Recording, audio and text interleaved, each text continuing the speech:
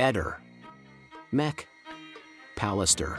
Emergono delle incongruenze sostanzialmente, delle incoerenze anche su quanto dichiarato nelle innumerevoli siti in cui è stato sentito Sebastiano e quanto poi di fatto emerge effettivamente dagli atti. Uno di questi elementi è il fatto che il cellulare di Sebastiano Visintin risulta spento quella mattina del 14 dicembre dalle ore 9:12 alle ore 12:13, quindi non una situazione di un cellulare senza campo, perché poi il pomeriggio sostanzialmente Sebastiano ritorna nel suo laboratorio dopo le 15:30 e il cellulare registra comunque un traffico dati, quindi un traffico telematico, così come in tutti gli altri giorni in cui è stata fatta l'analisi dal nostro consulente informatico.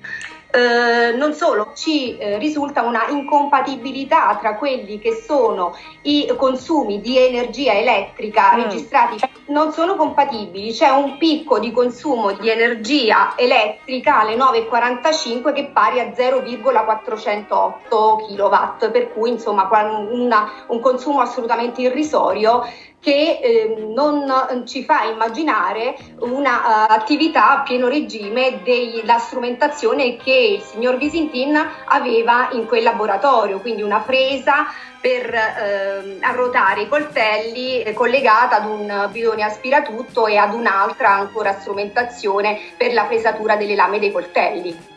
Quindi abbiamo chiesto un approfondimento, ma poi abbiamo chiesto anche un approfondimento del consumo di energia elettrica all'interno dell'abitazione di Via Verrocchio, sempre quella mattina del 14, perché incoerenti sono anche le versioni di Sebastiano Visintin. Ehi, non dimenticare di iscriverti a questo canale.